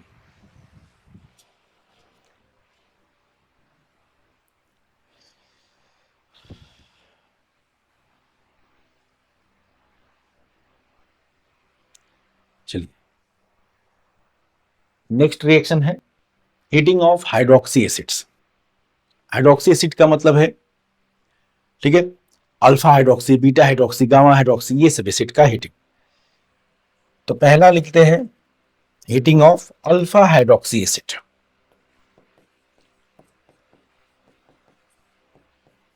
अलग अलग इफेक्ट है, मतलब ऐसा कार्बोक्सिलिक एसिड जिसके अल्फा पोजीशन पे क्या लगा हो, OH ग्रुप, ये अल्फा है, दे दिया कि इसको हीटिंग करने क्या बनेगा, केवल हीटिंग, अल्फा हाइड्रोक्सी एसिड की हीटिंग। इस केस में क्या हो जाएगा, दो मॉलिक्यूल होंगे, दो मॉलिक्यूल में इंटरमॉलिक्यूलर एस्टरिफिकेशन हो जाएगा। जरा देखिए, अगर अल्फा हाइड्रोक्सी एसिड है तो दे अंडरगो इंटरमॉलिक्यूलर, इंपॉर्टेंट है, intermolecular esterification. Alpha hydroxy acid में क्या होता है, इंटरमॉलिक्यूलर एस्टरिफिकेशन। देखो कैसे, दो मॉलिक्यूल लीजिए, हमने ये दो एसिड के मॉलिक्यूल लिया, CHOH और ये CH3, जानबूझ कैसा बनाया गया है भाई, एस्टरिफिकेशन वही फिशर वाला, क्या निकलता है, कार्बोक्सिलिक का OH, एल्कोहल का H निकलता है, तो हम वही करेंगे। कार्बोक्सिलिक का OH, मतलब दो मॉलिक्यूल लेंगे उसी एसिड के, अगर अल्फा हाइड्रोक्सी एसिड है तो, और दोनों मॉलिक्यूल को मिला के साइक्लिक एस्टर बना देंगे, इंटरमॉलिक्यूलर एस्टरिफिकेशन। तो ये है, ठीक है, ऐसे लिखते हैं, यहाँ H2O निकल गया यहां से, फिर इसका भी, ये अल्कोहल का H, कार्बोक्सिलिक का OH निकल गया, जरा देखो, मतलब दो मॉलिक्यूल H2O के निकल जाएंगे।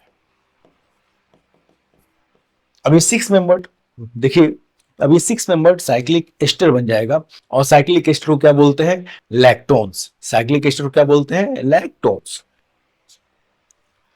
तो ये बनेगा, CH3 तो रिंग के बाहर होगा, C double bond O,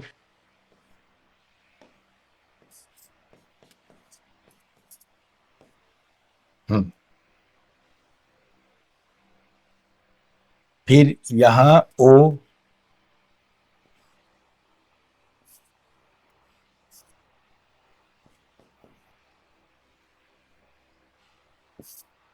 check करिए जरा, चेक करिए, ये इस टाइप का साइक्लिक एस्टर बन जाएगा। ये बन गया साइक्लिक एस्टर। इनको बोलते हैं क्या? Cyclic esters are called lactones. Lactone. Alpha hydroxy acid में क्या करेंगे?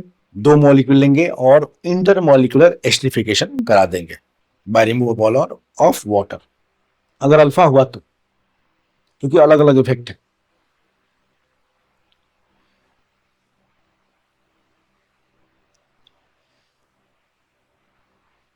नेक्स्ट है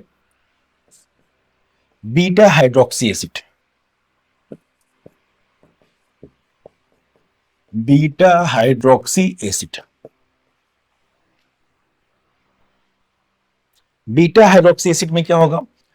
इंट्रामॉलिक्यूलर डिहाइड्रेशन।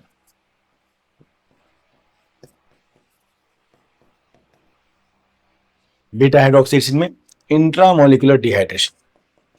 तो इंपॉर्टेंट है को किस टाइप का एसिड है वो, इंट्रामॉलिक्यूलर डिहाइड्रेशन। देखो ये अल्फा कार्बन और ये बीटा, इस बार OH कहां लगा है? बीटा पोजीशन पर। अगर OH लगा है तो क्या करेंगे? तो इंट्रामॉलिक्यूलर अल्फा से H, बीटा से OH निकाल देंगे। अल्फा से H, बीटा से OH निकाल देंगे, H2O निकल जाएगा और ये बन गया alpha beta unsaturated carboxylic acid. और ये कौन सा एसिड था? हमने पहले भी नाम देखा था, क्रोटोनिक एसिड। चलो अच्छा हुआ एक नाम आ गया। ये कौन सा एसिड है? कॉमन नेम इसका IPAC आप लिख सकते हो। ये देखो डबल बॉन्ड जो है रिंग C डबल बॉन्ड से क्या है? कॉन्जुगेशन में स्टेबल है ये। तो ये बन गया क्या? Crotonic acid. Crotonic acid.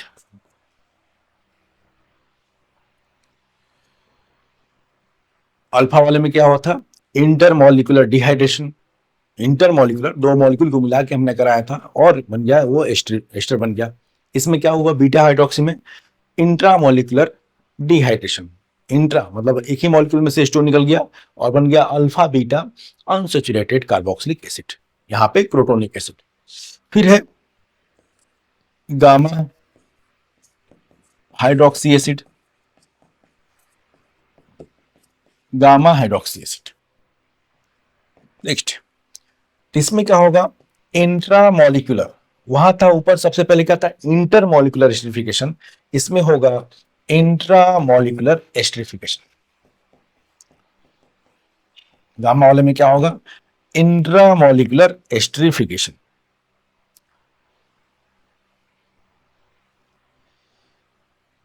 Intramolecular esterification जरा देखो। अब हमको लेना है गामा पोजीशन पे OH। CH2 CH2 COOH, alpha beta gamma.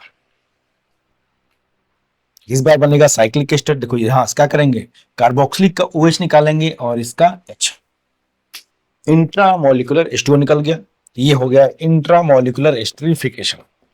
Carboxylic का OH, अल्कोहल का H। अब कितने मेंबर का बनेगा? ये 5 मेंबर बन जाएगा रिंग साइक्लिक एस्टर। चेक करिए खुद ही। 4 कार्बन है और वो भी साइक्लिक एस्टर। Cyclic ester.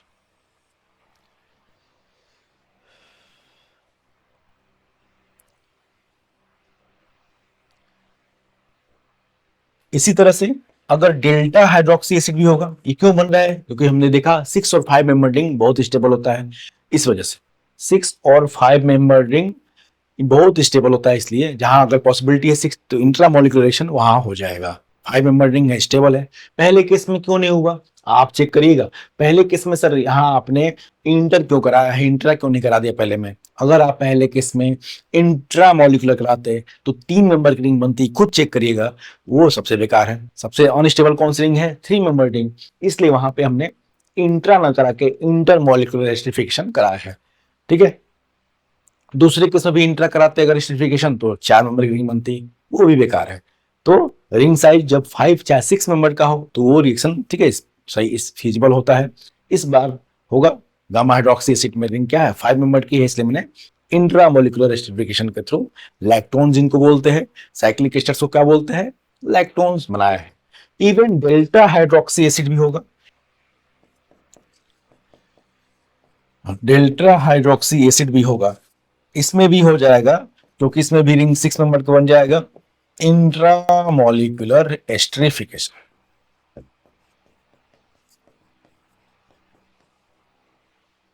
इसमें भी इंट्रामोलिकुलर मतलब गामा के बगल में डेल्टा। चलो एक और कार्बन बढ़ा देते हैं, CH2 CH2 CH2 COOH, भाई अल्फा बीटा गामा, और ये हो गया डेल्टा कार्बन। इस बार भी चेक करिए, इस बार भी इसका OH अल्कोहल का H और कार्बोक्सिलिक का OH निकाल देंगे, और इस बार बन जाएगा H2O निकलने के बाद 6 मेंबर्ड साइक्लिक एस्टर।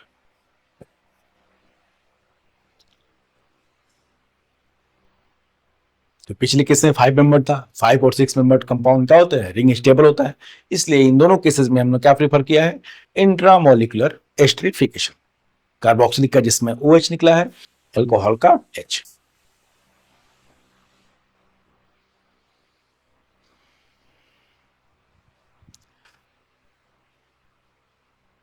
ये था heating of hydroxy acid. Next term है heating of dicarboxylic acid.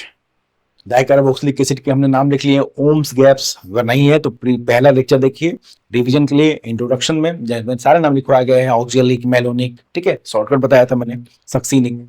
उनको हीटिंग के पे क्या होगा, पूछ दे कि सक्सीनिक एसिड को हीट करेंगे तो क्या होगा, ऑक्जेलिक को हीट करेंगे तो क्या होगा, तो वो सब रिएक्शन लिख लेते हैं।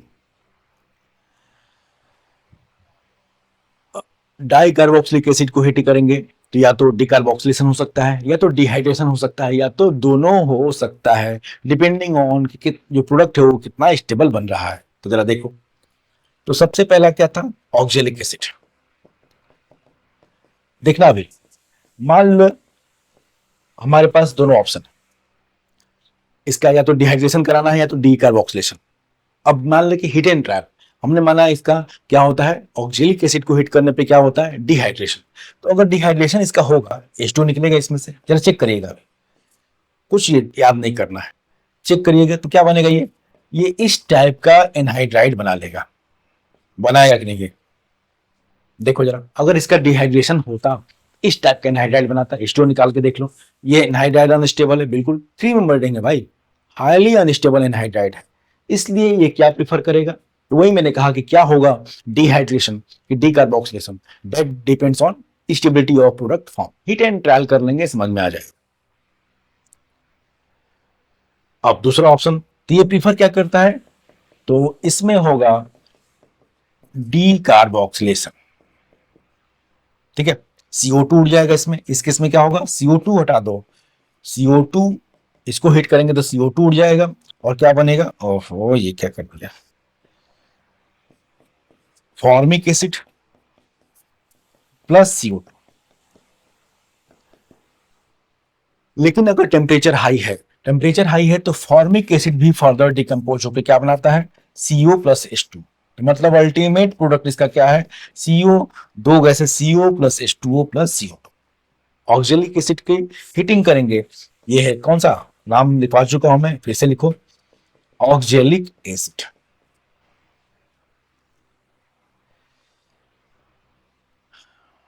ऑक्जेलिक एसिड की हीटिंग करने पे क्या बनेगा, CO plus H2O plus. Next क्या था, मैलोनिक एसिड, फिर से देखो, आप भी उसमें भी देखें मेलोनिक एसिड का भी, मैं वो करूंगा नहीं, आप डिहाइड्रेशन करा के देख लो, 4 मेंबर की रिंग बनेगी। जब तक 5 चाहे 6 मेंबर ना हो वो बेकार है हमारे लिए। तो डिहाइड्रेशन नहीं, वो भी क्या होता है, मेलोनिक एसिड में भी डीकार्बोक्सिलेशन। तो मेलोनिक को भी अगर आप हीटिंग कर दें तो इसमें से भी ये भी प्रीफर क्या करेगा, डीकार्बोक्सिलेशन। क्योंकि डिहाइड्रेशन अगर करा खुद करा के देखिए तो एनहाइड्राइड अनस्टेबल बनेगा, 4 मेंबर की रिंग होगी। That's why it prefers to go undergo decarboxylation. CO2 उड़ा दो, CO2 उड़ा के बनेगा क्या, एसिटिक एसिड। भाई CO2 यहां से हटा देंगे तो क्या बनेगा, एसिटिक एसिड। ये था मेलोनिक, नाम पढ़ लीजिएगा, मैं लिखवा चुका हूं पहले। ऑक्जेलिक, मेलोनिक, फिर क्या था, ओम्स गैस, थर्ड है सक्सिनिक। सक्सिनिक, अब जरा देखो सक्सिनिक, अगर आप सक्सिनिक में डिहाइड्रेशन कराते हैं, ये जरा देखो, डिहाइड्रेशन कराते हैं सक्सिनिक में, तो रिंग साइज देख लेते हैं। अगर 5 चाहे 6 मेंबर की रिंग है तो सही है। सक्सिनिक एसिड का हीटिंग करेंगे तो केवल हीटिंग करना है, तो इस बार जो रिंग बनेगा वो होगा 5 मेंबर रिंग। चेक करिए, और ये स्टेबल है। तो क्या बनेगा, इसमें क्या होगा, डिहाइड्रेशन। अब तक दोनों में क्या हुआ था, डीकार्बोक्सिलेशन, इसमें क्या होगा, डिहाइड्रेशन। और क्या बनेगा, सक्सिनिक एनहाइड्राइड। नेक्स्ट था ग्लूटेरिक एसिड। ग्लूटेरिक एसिड,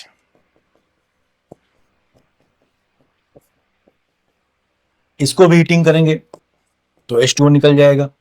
इसमें भी होगा डिहाइड्रेशन, 1 2 3 4 5 टिक। क्यों डिहाइड्रेशन, अरे यार 6 मेंबर की रिंग बनेगी, ऑब्वियस है। जब तक 5 6 मेंबर रिंग है तो सही है। CH2 जब तक 5 चाहे 6 मेंबर रिंग बन रहा है कोई दिक्कत नहीं है। तो ये था ग्लूटेरिक एसिड, नाम नहीं लिख रहा हूँ तो लिखवा चुका हूँ एकदम इनिशियल लेक्चर में इसे करा गया है, लिहार्ड के नॉमेनक्लेचर में। दो दो बार मेहनत नहीं करूंगा मैं। ग्लूटेरिक, तो क्या बनेगा, ग्लूटेरिक एनहाइड्राइड। अब देखिए, मैंने लिखा था कि या तो डिकार्बोक्सिलेशन हो सकता है, चाहे डिहाइड्रेशन हो सकता है, चाहे दोनों भी हो सकता है, डिपेंडिंग ऑन प्रोडक्ट की एसिडिटी। अब नेक्स्ट है एडीपिक एसिड। अगर एडीपिक में आप चेक करो, डिहाइड्रेशन कराएंगे आप, खुद चेक करिएगा, वो मैं नहीं करने वाला। एडीपिक में बस डिहाइड्रेशन कराएंगे तो 7 मेंबर की, क्योंकि 6 मेंबर तो ऑलरेडी हो चुका है, अगर केवल डिहाइड्रेशन कराएंगे तो 7 मेंबर की रिंग बन जाएगी, वो भी अनस्टेबल है। तो उसमें क्या होगा, देखो दोनों चीज, इसमें डिहाइड्रेशन भी होगा और साथ साथ में डीकार्बोक्सिलेशन भी होगा, दोनों चीज। डिहाइड्रेशन बोथ भी लिखा था ना, dehydration as well as decarboxylation. तो इसमें दोनों क्या होगा, CO2 भी उड़ जाएगा और H2O भी, CO2 भी और H2O भी, और बनेगा साइक्लोपेंटेनो। CO2 H2O दोनों हटा दो और जोड़ दो बाकी चीजों, क्या बनेगा, साइक्लोपेंटेनो। सिमिलरली पिमेलिक एसिड,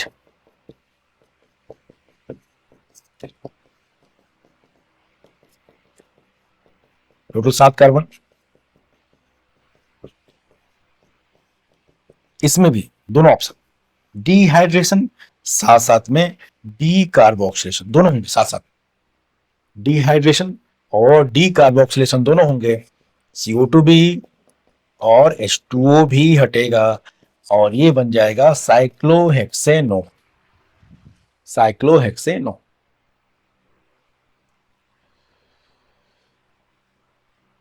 ये था heating effect of dicarboxylic acid.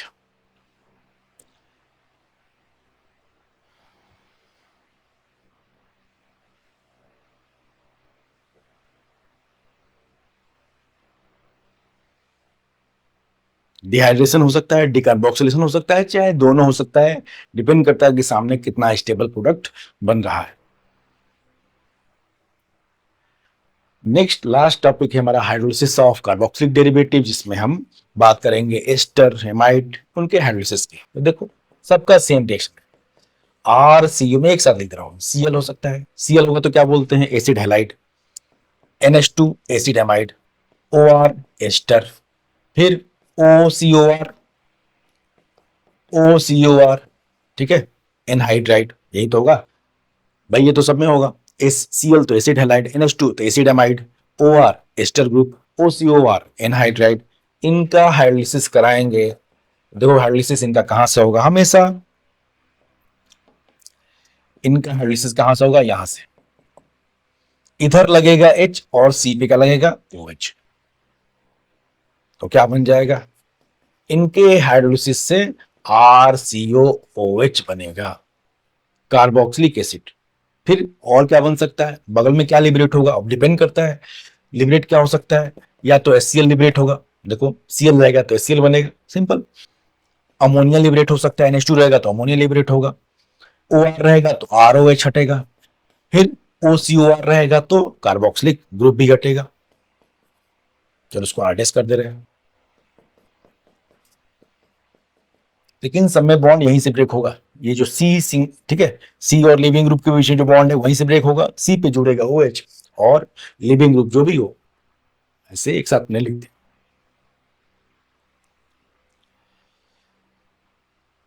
इनका एक और इंपॉर्टेंट क्वेश्चन देख लेते हैं बोर्ड का ही, इन लोगों का जो भी एसिड के डेरिवेटिव है, रिएक्टिविटी ऑर्डर क्या है,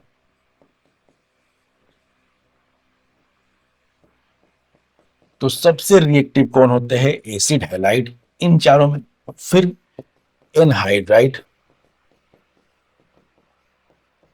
फिर एस्टर, और सबसे बेकार जो सबसे लीस्ट रिएक्टिव है वो है एमाइड। लीस्ट रिएक्टिव कौन है, एमाइड। लिविंग ग्रुप क्या रीजन है, लिविंग ग्रुप सबसे अच्छा लिविंग ग्रुप कौन है, Cl माइनस, भाई जितना वीक बेस होगा उतना अच्छा लिविंग ग्रुप, आप बस सब में लिविंग ग्रुप का कंपेरिजन कीजिए, सब में अंतर किस बात का है, RCO तो सब में कॉमन है, लिविंग ग्रुप कभी Cl है कभी कुछ है, सबसे अच्छा लिविंग ग्रुप कौन है, Cl माइनस, क्योंकि ये स्ट्रॉन्ग एसिड HCl का कॉन्जुगेट बेस है, जितना वीक बेस होता है उतना अच्छा लिविंग ग्रुप, आप कंपेरिजन करिएगा, इसको करिएगा जरूर, सबसे अच्छा लिविंग ग्रुप Cl माइनस और सबसे बेकार लिविंग ग्रुप NH2 माइनस, इसलिए रिएक्टिविटी का ऑर्डर भी यही है, एसिड हैलाइड, एनहाइड्राइड, एस्टर और नेमाइड।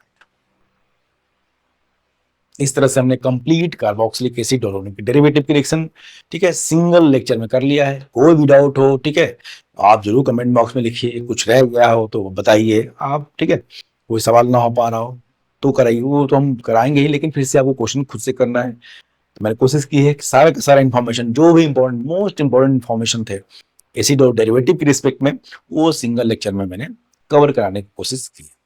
आई होप कि आपको समझ में आए, वो ठीक है, लेक्चर अच्छा लगे तो जरूर लाइक करें, ठीक है, उतना तो रहिए रहना चाहिए, इन्फॉर्मेटिव लगे, काम का लगे, इंपॉर्टेंट यही है। अगर आपके एग्जाम में काम आए, आपको लगे क्वेश्चन वो बन पा रहे इससे, उसके बाद डिस्कशन भी होगा, तो आप जरूर मुझे कमेंट में बताएं।